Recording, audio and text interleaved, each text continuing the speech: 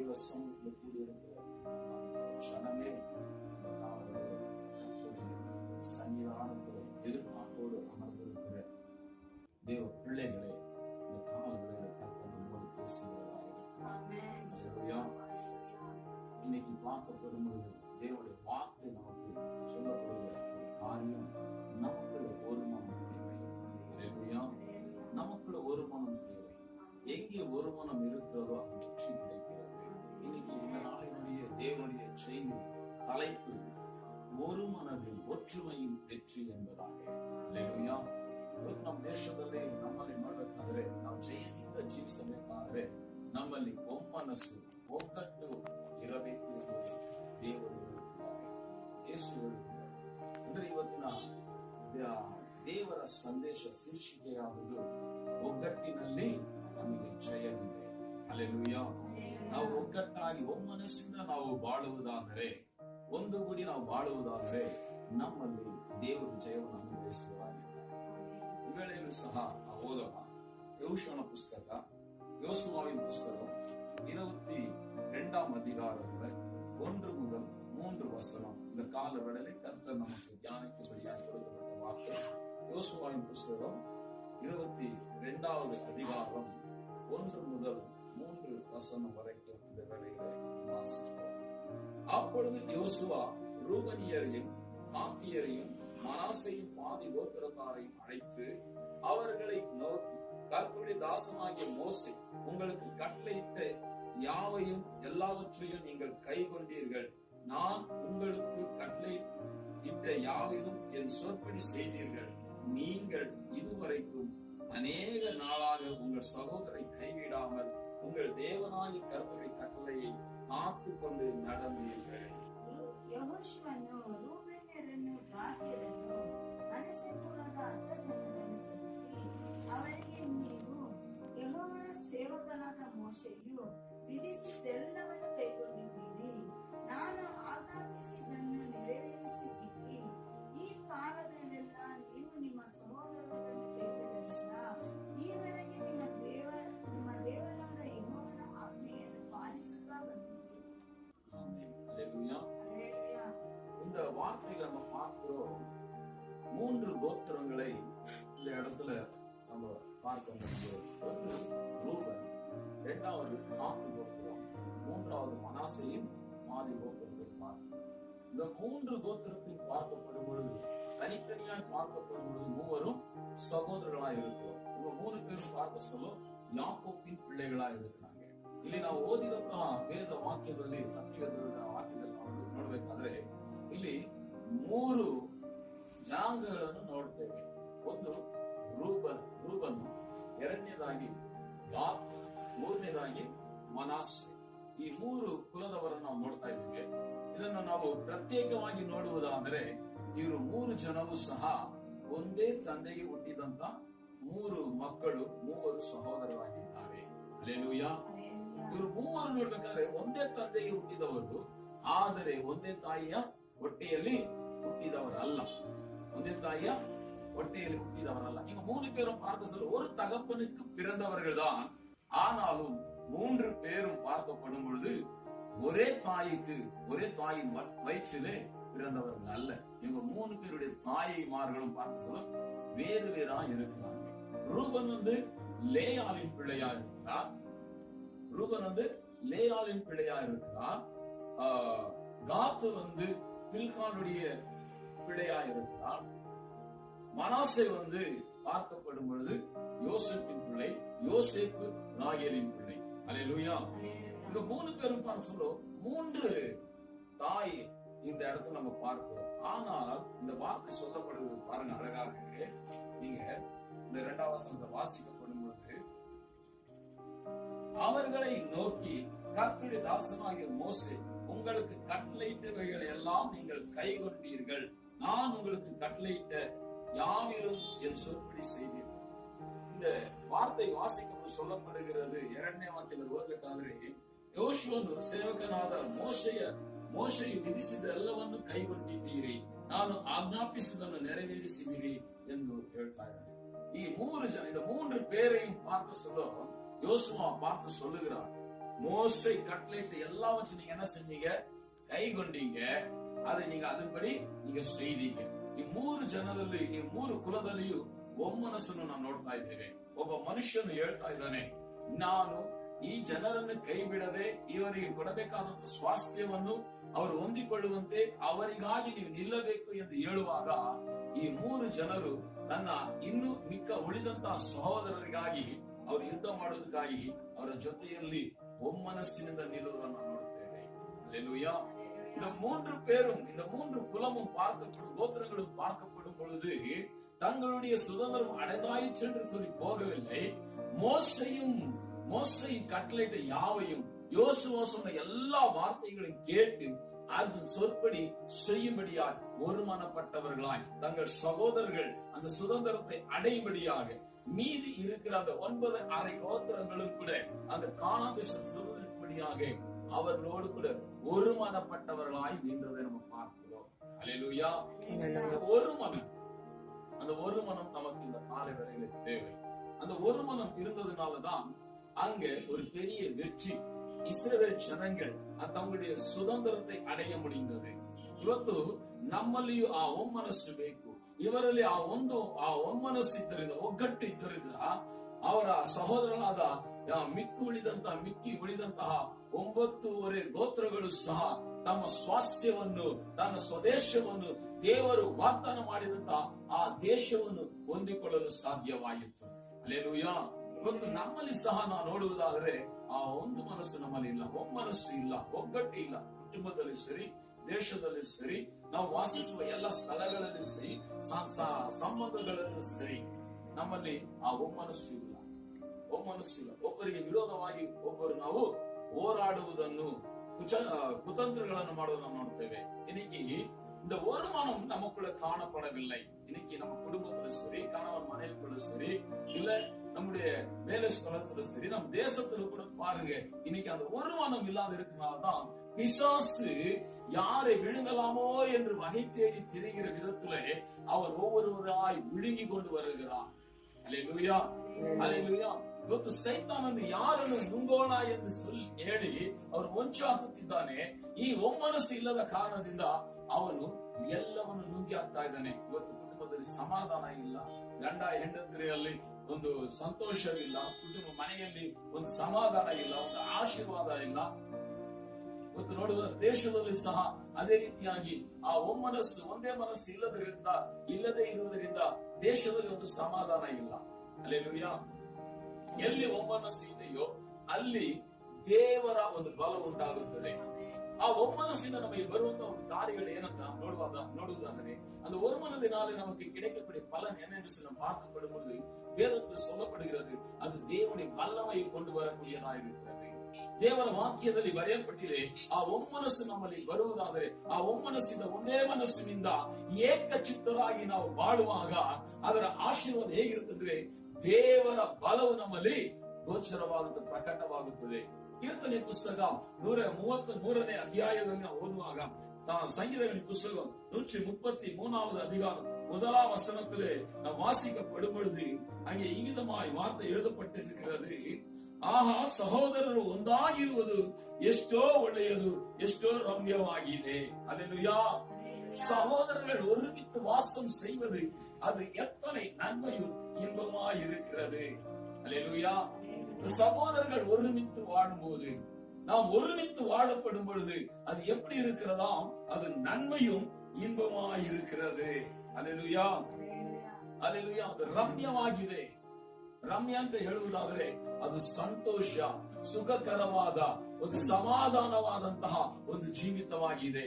அல்லேலூயா.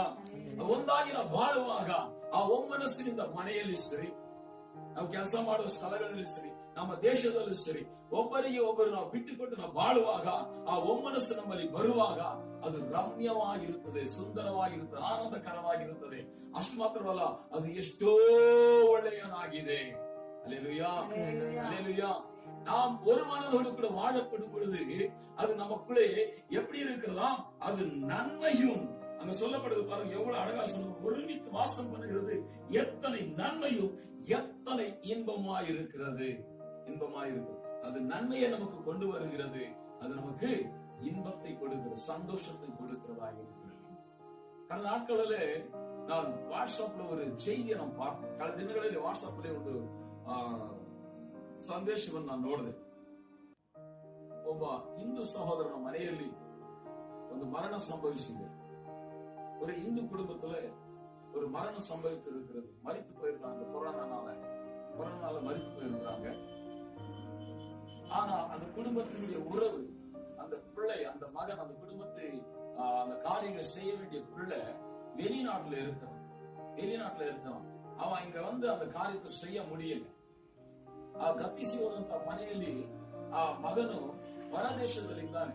ಅವನು ಬಂದು ಆ ತಂದೆ ಸತ್ತು ಹೋದಂತ, ತೀರಿ ಹೋದಂತ ಆ ತಂದೆಯೋ ತಾಯಿ ಗೊತ್ತಿಲ್ಲ, ಅವರಿಗೆ ಮಾಡಬೇಕಾದಂತಹ ಕಾರ್ಯ ಸತ್ಕಾರ್ಯಗಳು ಮಾಡಲಾಗ್ತಾ ಇಲ್ಲ.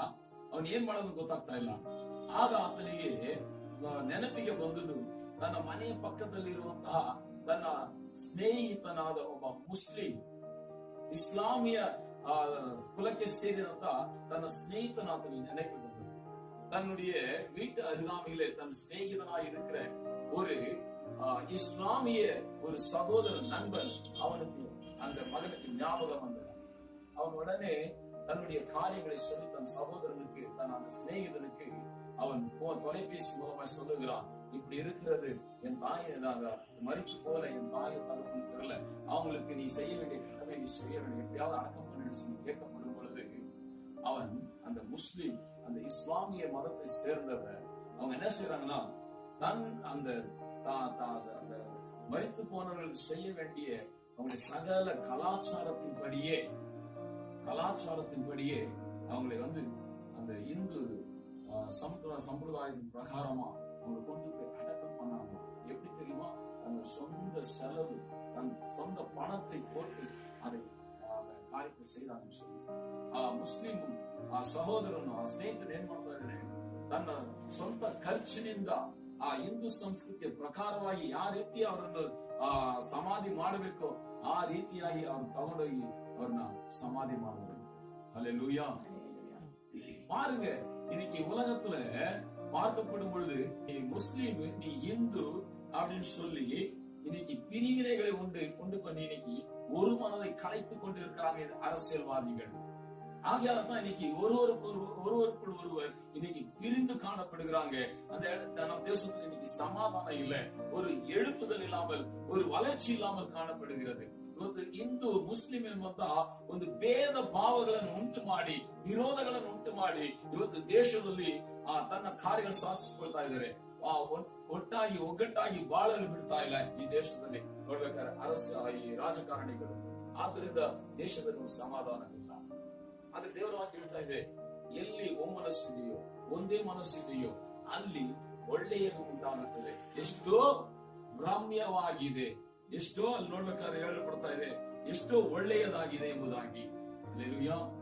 ಸಹೋದರರು ಒಂದಾಗಿ ಇರುವುದು ಎಷ್ಟೋ ಒಳ್ಳೆಯದು. ಇವತ್ತು ದೇವರು ಎಲ್ಲರನ್ನು ಉಂಟು ಮಾಡಿದ್ದಾರೆ. ಆತನ ಸ್ವಾರೂಪ್ಯದಲ್ಲಿ, ಆತನ ರೂಪದಲ್ಲಿ ನಮ್ಮನ್ನು ಉಂಟು ಮಾಡಿದ್ದಾರೆ. ಯಾರು ಹಿಂದೂ ಆಗಿರು, ಮುಸ್ಲಿಂ ಆಗಿರು ಅಂತ ಹೇಳಿ ದೇವರು ಜಾತಿ, ಮತ, ಕುಲಗಳನ್ನು ವಿಂಗಡಣೆ ಮಾಡಿ ದೇವರು ಮನುಷ್ಯನ ಉಂಟು ಮಾಡಲಿಲ್ಲ. ದೇವರು ಉಂಟು ಮಾಡುವಾಗ ಒಬ್ಬನನ್ನೇ ಉಂಟು ಮಾಡಿದ್ರು, ಆತನ ತನ್ನ ಸ್ವಾರೂಪ್ಯದಲ್ಲಿ ಉಂಟು ಮಾಡಿದ್ರು. Hallelujah, hallelujah. ಇವತ್ತು ಮನುಷ್ಯನು ತನ್ನ ಕಾರ್ಯಗಳನ್ನು ಸಾಧಿಸಿಕೊಳ್ಳುವುದಕ್ಕಾಗಿ, ತಾನು ಸುಖವಾಗಿ ಬಾಳುವುದಕ್ಕಾಗಿ ಇವತ್ತು ಮನುಷ್ಯರಲ್ಲಿ ಆ ಒಗ್ಗಟ್ಟನ್ನು ಒಡೆದು ಇವತ್ತು ತನ್ನ ಕಾರ್ಯ ಸಾಧಿಸಿಕೊಳ್ತಾ ಇದ್ದಾನೆ. ಇವತ್ತು ಒಗ್ಗಟ್ಟು ನಮ್ಮಲ್ಲಿ ಬಂದ್ಬಿಟ್ರೆ, அந்த ஒரு மன நமக்குள்ள வந்துட்டா இன்னைக்கு நம்முடைய தேசம் ஆசீர்வாதமாக இருக்கும். வேதம் சொல்வது பாருங்க, சகோதரர்கள் ஒருமித்து வாசம் செய்வது அது எத்தனை நன்மை. இந்த ஒரு மனதை தான் கெடுக்கிறான் பிசாசு. ಈ ಒಮ್ಮನಸ್ಸನ್ನೇ ಸೈತಾನನು ಕೆಡಿಸಾಗ್ತಾ ಇದ್ದಾನೆ, ಒಡೆದಾಗ್ತಾ ಇದ್ದಾನೆ. Hallelujah, hallelujah. ಈ ಒಮ್ಮನಸ್ಸು ನಮ್ಮಲ್ಲಿ ಬಂದ್ಬಿಟ್ರೆ, ಆ ವಾಕ್ಯವು ಹೇಳಲ್ಪಡ್ತಾ ಇದೆ ನೋಡಿ, 133ನೇ ಕೀರ್ತನೆಯಲ್ಲಿ 2ನೇ ವಾಕ್ಯದಲ್ಲಿ ಓದಬೇಕಾದ್ರೆ ಅಲ್ಲಿ ಬರೆಯಲ್ಪಟ್ಟಿದೆ, ಅದು ಆರೋನನ ತಲೆಯ ಮೇಲೆ ಹಾಕಲ್ಪಟ್ಟು ಅವನ ಗಡ್ಡದ ಮೇಲೆಯೂ ಅಲ್ಲಿಂದ ಅವನ ಅಂಗಿಗಳ ಕೊರಳ ಪಟ್ಟಿಯವರೆಗೂ ಹರಿದು ಬರುವ ಶ್ರೇಷ್ಠ ತೈಲದಂತೆಯೂ ಇದೆ. ஹல்லேலூயா, ஹல்லேலூயா. வார்த்தை சொல்லுகிறது பாருங்க, அது அவனுடைய சிரசின் மேல் ஊற்றப்பட்டு அவனுடைய தாடியில் வடிகிறதும் அவனுடைய அங்கிகளின் மேல் இறங்குறதுமான நல்ல தைலத்துக்கும். ஹல்லேலூயா. ಅದು ಹೇಗಿದೆ ಅಂದ್ರೆ ಆ ಒಮ್ಮನಸ್ಸು ಒಳ್ಳೆ ಶ್ರೇಷ್ಠವಾದ ತೈಲಕ್ಕೆ ಅಂದ್ರೆ ಅಭಿಷೇಕಕ್ಕೆ அது சமமாಗಿದೆ. அபிஷேகத்திற்கு நறுமணம் தைலத்தின் அந்த அபிஷேகத்திற்கு அது ஒப்பா இருக்கிறது. அது எங்க இருந்து வருகிறதாம்? தலைமையில ஊற்றப்பட்டு ಅದು தலைமையில ಸುರಿಸಲ್ಪಟ್ಟು தலைமையில ಸುರಿಸಿದ ಅಭಿಷೇಕದ ತೈಲವಾದುದು ಏನ್ ಮಾಡುತ್ತದೆ? ಅದು ಪೂರ್ತಿಯಾದ ಶರೀರವನ್ನೇ ತುಂಬಿಸುತ್ತದೆ. ಹಲ್ಲೆಲೂಯಾ. ಆ ಪೂರ್ತಿಯಾದ ಶರೀರವನ್ನೇ ಅದೇನ್ ಮಾಡುತ್ತೆ? ಆ ಸುವಾಸನೆ ಬರುವಂತೆ ಮಾಡುತ್ತೆ ಆ ಒಳ್ಳೆಯ ತೈಲವಾದ. ಇವತ್ತು ದೇವರ ಅಭಿಷೇಕ ಹಾಗೆಯೇ ನಮ್ಮನ್ನು ಬಲಗೊಳಿಸುವುದಾಗಿದೆ. ನಾವು ಒಂದು ಗುಡಿ ನಾವು ಪ್ರಾರ್ಥನೆ ಮಾಡುವಾಗ, ಒಮ್ಮನಸ್ಸಿಂದ ನಾವು ಪ್ರಾರ್ಥನೆ ಮಾಡುವಾಗ ದೇವರ ಅಭಿಷೇಕವು ನಮ್ಮ ಮೇಲೆ ಇಳಿದು ಬರುತ್ತದೆ. ಹಲ್ಲೆಲೂಯಾ. ಆ ಅಭಿಷೇಕವು ನಮ್ಮಲ್ಲಿ ಇಳಿದು ಬರುವಾಗ ನಮ್ಮ ಕಾರ್ಯಗಳೆಲ್ಲವೂ ಸಹ ಸಫಲವಾಗುತ್ತದೆ. ಆದ್ದರಿಂದಲೇ ಇವತ್ತು ನೋಡ್ಬೇಕಾದ್ರೆ ಸೈತಾನ ಇದು ತಿಳಿದಿರೋದ್ರಿಂದ ನಮ್ಮನ್ನು ಒಂದಾಗಿ ಸೇರಲು ಬಿಡ್ತಾ ಇಲ್ಲ. ಎಲ್ಲಿ ನೋಡಿದ್ರು ಮತ, ಜಾತಿ ಇಂತಹ ಒಂದು ಕಾರ್ಯಗಳನ್ನು ಹೇಳಿ ಹೊಟ್ಟೆ ಕಿಚ್ಚು ಭೇದಗಳನ್ನು ಉಂಟು ಮಾಡಿ ನಮ್ಮನ್ನು ಯಾವಾಗಲೂ ಅಗಲಿಸಿ ಇರುವಂತೆ ಮಾಡ್ತಾ ಇದ್ದಾನೆ. இன்னைக்கு இதை அறிந்த பிசாசம் என்ன செய்யறான்னா, நாம் ஒன்றாய் கூடி இராதபடிக்கு நம்மை பிரித்து வைக்கவே அவன் நினைக்கிறான். அவன் மார்க்க பேதங்களை உண்டு பண்ணுகிறான், விரோதங்களை உண்டு பண்ணுகிறான், எரிச்சல்களை உண்டு பண்ணுகிறான். இது நிமித்தமாக நாம் என்ன செய்கிறோம்? ஒன்று கூடி வாழாதபடிக்கு பிரிந்து இருக்கிறோம். தேவனுடைய ஆசீர்வாதத்தை இழந்து காணப்படுகிறோம். அல்லேலூயா, அல்லேலூயா.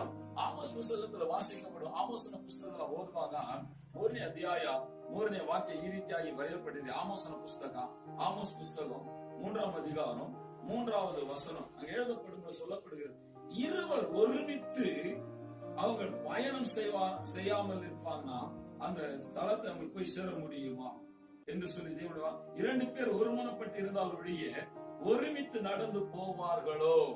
இருவர் ஒருமித்து ஒருமனப்பட்டு இருந்தால் ஒழிய 2 பேர் ஒருமனமா இல்லனா, அவங்களுக்குள்ள ஒரே ஆவி இல்லனா அவங்க போக வேண்டிய வழி என்ன செய்ய முடியாது? போய் சேர முடியாது. ದೇವರ ವಾಕ್ಯವು ಆಮೋಸನ ಪುಸ್ತಕ 3ನೇ ಗೊತ್ತು ಮಾಡಿಕೊಳ್ಳದೆ ಇಬ್ಬರು ಜೊತೆಯಾಗಿ ನಡೆಯುವರು. ಗೊತ್ತು ಮಾಡಿಕೊಳ್ಳದೆ ಒಂದು ಸ್ಥಳಕ್ಕೆ ಹೋಗ್ಬೇಕು, ಇಬ್ಬರು ಹೋಗ್ತಾ ಇದ್ದಾರೆ. ಆ ಹೋಗ್ಬೇಕಾದಂತ ಸ್ಥಳದಲ್ಲಿ ಹೋಗ್ಬೇಕಾದ್ರೆ ಇಬ್ಬರಿಗೂ ಒಂದೇ ಮನಸ್ಸು ಇರಬೇಕು. ಆಗ ಮಾತ್ರವೇ ಆ ಸ್ಥಳಕ್ಕೆ ನಾವು ಹೋಗಿ ಸೇರಲು ಸಾಧ್ಯ. ಗೊತ್ತು ಮಾಡಿದಂತ ಸ್ಥಳಕ್ಕೆ ನಾವು ಹೋಗಿ ಸೇರಬೇಕಾದ್ರೆ ನಮ್ಮ ಮನಸ್ಸು ಏಕಚಿತ್ತವಾಗಿರಬೇಕು. ಏನಿಲ್ಲ, ಒಂದು ಗಾಡಿ ಇದೆ, ಎತ್ತಿನ ಗಾಡಿ ಇದೆ, 2 ಎತ್ತು ನಾವು ಕಟ್ತೇವೆ. ಆ 2 ಎತ್ತನ್ನು ಒಂದೇ ನುಗಕ್ಕೆ ನಾವು ಕಟ್ತೇವೆ. ಯಾಕಂದ್ರೆ ಆ ನೊಗ ಹೇಗೆ ಅದನ್ನು ನಡೆಸುತ್ತೋ ಅದೇ ರೀತಿಯಾಗಿ ಹೋಗುತ್ತೆ. ಆ ನೊಗದಲ್ಲಿ 2 ಎತ್ತು ಕಟ್ಟೋದಕ್ಕಿಂತ ಒಂದನ್ನು ಎತ್ತಾಗಿ ಕಟ್ಟಿ ಇನ್ನೊಂದನ್ನ ಕೋಣವಾಗಿ ಕಟ್ಟಿದ್ರೆ ಅದು ಹೋಗಲು ಸಾಧ್ಯ? ಯೋಚನೆ ಮಾಡಿ. ಈ ರೀತಿಯಾಗಿ ಒಂದು ನಾಣ್ಣುಡಿ ಉಂಟು. ಎತ್ತು ಏರಿ ಎಳಿತದಂತೆ, ಕೋಣ ನೀರು ಎಳಿತದೆ.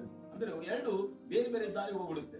ಆಗ ನಾವು ಹೋಗ್ಬೇಕಾದಂತಹ ಪಯಣ ದಾರಿಯನ್ನು ನಾವು ಹೋಗಿ ಸೇರಲು ಸಾಧ್ಯವೇ ಇಲ್ಲ. ಆ ವಾಕ್ಯ ಅದೇ ರೀತಿಯಾಗಿ ಬರೆಯಲ್ಪಟ್ಟಿದೆ. ಆಮೋಸನ ಪುಸ್ತಕ 3ನೇ ಅಧ್ಯಾಯದಲ್ಲಿ 3ನೇ ವಾಕ್ಯದಲ್ಲಿ, ಗೊತ್ತು ಮಾಡಿಕೊಳ್ಳದೆ ನಾವು ಒಂದು ನಿರ್ದಿಷ್ಟವಾದ ಒಂದು ಸ್ಥಳಕ್ಕೆ ನಾವು ಹೋಗಬೇಕೆಂದು ನಾವು ಗೊತ್ತು ಮಾಡಿಕೊಳ್ಳುವಾಗ ಅಲ್ಲಿ ಇಬ್ಬರು ಜೊತೆಯಾಗಿ ಹೋಗ್ತಾ ಇದ್ದಾರೆ. ನಡೆಯುವರು. ಮನೆಯಲ್ಲೂ ಸೇರಿ ಕುಟುಂಬದಲ್ಲಿ ಗಂಡ ಇಬ್ಬರು ಒಂದೇ ಮನಸ್ಸಿದ್ರೆ ಮಾತ್ರನೇ ಆ ಕುಟುಂಬದಲ್ಲಿ ಒಂದು ಶಾಂತಿ ಸಮಾಧಾನ ನಾವು ನೋಡಲು ಸಾಧ್ಯ. ஒரு வீட்டுல கூட சரி, கணவன் மனைவி இருக்கிறாங்கன்னா அந்த கணவன் மனைவி இருவருக்குள்ளும் ஒரு மனம் இருக்கும். அப்பதான் அந்த குடும்பம் நன்றா இருக்கும், ஆசீர்வாதமா இருக்கும். அப்படி ஒரு மனம் இல்லைன்னா, அவங்களுக்குள்ள ஒரே சிந்தனை இல்லைன்னா அவங்க போக வேண்டிய அந்த டெஸ்டினேஷன், அதாவது அந்த ஒரு ಸ್ಥಳದ ಇಲಕ್ಕೈ அவங்க ಅಡೆಯ முடியாது. ಅವರು ಗೊತ್ತು ಮಾಡಿಕೊಂಡಿರುವಂತಹ ಸ್ಥಳವನ್ನು ಅವರು ಹೋಗಿ ತಲುಪಲು ಸಾಧ್ಯವಿಲ್ಲ. ಗಂಡ ಹೆಂಡತಿರಲ್ಲಿ ಒಂದು ಮನಸ್ಸು ಇರಬೇಕು, ಕುಟುಂಬದಲ್ಲಿ ಒಂದು ಮನಸ್ಸು ಬರಬೇಕು, ದೇಶದಲ್ಲಿ ಒಂದೇ ಮನಸ್ಸು ಬರಬೇಕು. ಆಗ ಮಾತ್ರವೇ ದೇಶವು ಉದ್ಧಾರ ಆಗಲು ಸಾಧ್ಯ, ಮನೆ ಕುಟುಂಬನು ಉದ್ಧಾರ ಆಗಲು ಸಾಧ್ಯ. Hallelujah, hallelujah. ದೇವರ ವಾಕ್ಯ ಹೇಳ್ತಾ ಇದೆ ನೋಡಿ, ಗೊತ್ತು ಮಾಡಿಕೊಳ್ಳದೆ ನಾವು ಆ ಸ್ಥಳವನ್ನು ಹೋಗಿ ಸೇರಲು ಸಾಧ್ಯವೇ ಇಲ್ಲ. Hallelujah, hallelujah. 2 பேர் ஒருமனப்பட்டிருந்தால் ஒழிய ஒருமித்து நடந்து போவார்களோ?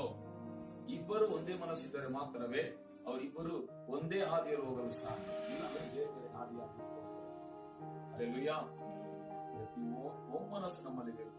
ಎಲ್ಲಿ ಒಮ್ಮನಸ್ಸು ಇದೆಯೋ ಅಲ್ಲಿ ಜಯವು ನಮಗೆ ಖಂಡಿತ ಉಂಟು ಪ್ರಿಯರೇ. Alleluia, alleluia. ದೇವರ ವಾಕ್ಯ ಬರೆಯಲ್ಪಟ್ಟಿದೆ ನೋಡಿ.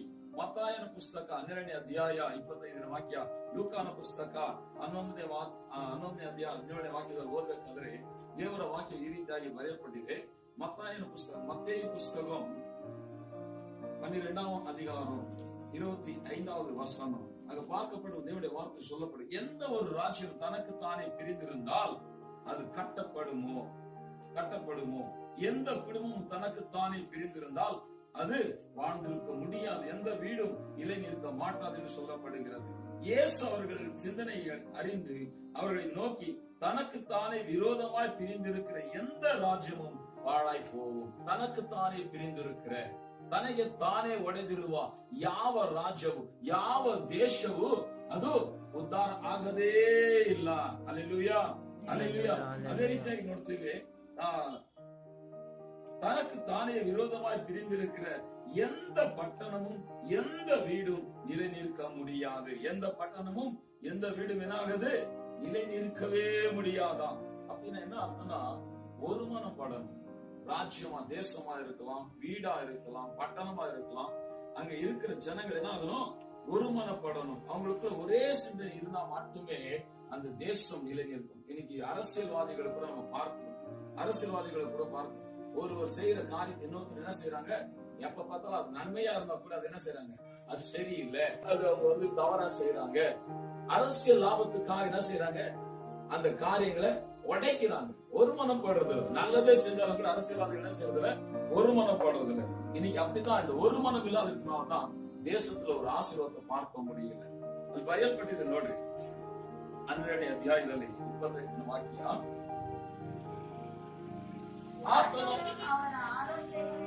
ತಿಳಿದುಕೊಂಡು ಅವರಿಗೆ ಹೇಳಿದ್ದೇನೆಂದರೆ, ಯಾವ ರಾಜ್ಯವಾದರೂ ತನ್ನಲ್ಲಿ ಭೇದ ಹುಟ್ಟಿದರೆ ಹಾಳಾಗುವುದು. ಯಾವ ರಾಜ್ಯವಾದರೂ ಸರಿ, ತನ್ನಲ್ಲಿ ಭೇದ ಹುಟ್ಟಿದರೆ, ಅಲ್ಲಿ ಕಹಿ ಉಂಟಾದರೆ, ಒಬ್ಬರಿಗೊಬ್ಬರು ಭೇದವಾಗಿ ಅವರು ಬೇರ್ಪಟ್ಟಿದ್ದರೆ ಆ ರಾಜ್ಯವು ಏನಾಗುತ್ತೆ, ಹಾಳಾಗಿ ಹೋಗುತ್ತೆ. ಅದೇ ರೀತಿಯಾಗಿ ಅದು ಹೇಳ್ತಾರೆ, ತನ್ನಲ್ಲಿ ಭೇದ ಹುಟ್ಟಿದ ಯಾವ ಪಟ್ಟಣವಾದರೂ ಮನೆಯಾದರೂ ನಿಲ್ಲದು. ಮನೆಯಾದರೂ ಸರಿ, ಮನೆಯಲ್ಲೂ ಸರಿ, ಭೇದ ಹುಟ್ಟಿಟ್ರೆ, ಗಂಡ ಹೆಂಡತಿಯಲ್ಲಿ ಭೇದ ಭಾವಗಳು ಉಂಟಾಗ್ಬಿಟ್ರೆ, ಒಮ್ಮನಸ್ಸು ಇಲ್ಲದೆ ಒಬ್ಬರಿಗೊಬ್ರು ವಿರೋಧವಾಗಿ ನಡೆದ್ಬಿಟ್ರೆ ಅಲ್ಲಿ ಕುಟುಂಬವಾಗ್ಲಿ ಆ ಪಟ್ಟಣವಾಗ್ಲಿ ನಿಲ್ಲದು, ಅದು ಹಾಳಾಗಿ ಹೋಗುತ್ತೆ. Alleluia, alleluia. ಇವತ್ತು ನಮ್ಮಲ್ಲಿ ಆ ಒಂದು ಒಮ್ಮನಸ್ಸು ಬೇಕು. ஒரு மனம் நமக்கு தேவை. அல்லேலூயா. ஒரு மனம் நமக்குள்ள வந்துட்டா, ஒற்றுமை நமக்குள்ள வந்துட்டா, நிச்சயமாக நம்முடைய வாழ்க்கை ஜெயமாய் இருக்கும், நம்முடைய தேசம் ஜெயமாய் இருக்கும், நம்முடைய குடும்பம் ஜெயமாய் இருக்கும், நம்முடைய குடும்பம் ಆಶೀರ್ವಾದமாய் இருக்கும். ಒಂದೇ ಮನಸ್ಸು ನಮ್ಮಲ್ಲಿ ಬಂದ್ಬಿಟ್ಟು, ಕುಟುಂಬದಲ್ಲೂ ಸರಿ, ದೇಶದಲ್ಲೂ ಸರಿ, ಪಟ್ಟಣದಲ್ಲೂ ಸರಿ, ಆ ಒಮ್ಮನಸ್ಸು ಒಗ್ಗಟ್ಟು ನಮ್ಮಲ್ಲಿ ಬಂದ್ಬಿಟ್ರೆ ಆ ಒಗ್ಗಟ್ಟು ನಮಗೆ ಜಯವನ್ನು ಅನುಗ್ರಹಿಸುವುದಾಗಿದೆ. இந்த 3 சகோதரர்களும் 3 குலத்தினாரும் 3 கோத்திரத்தார் என்ன செஞ்சாங்க, தன் சகோதரர்களுக்காக கை கோர்த்து நின்றார்கள், தோள் கொடுத்து நின்றார்கள், ஒருமனப்பட்டு நின்றார்கள். கணவன் மனைவி என்கிற அந்த உறவுக்குள் வருகிறவர்கள் ஒரே சரீரமா இருக்கிறார்கள். அப்படின்னா என்ன அர்த்தம்னா, ஒரே ஆவிய உடையவர்களாய், ஒரೇ ಮನದ ಉடையவர்களாய் இருக்க வேண்டுமா. ಗಂಡ ಹೆಂಡತಿ ಎನಿಸಲ್ಪಟ್ಟಂತ ಅವರು ಒಂದೇ ಶರೀರವಾಗಿದ್ದಾರೆ.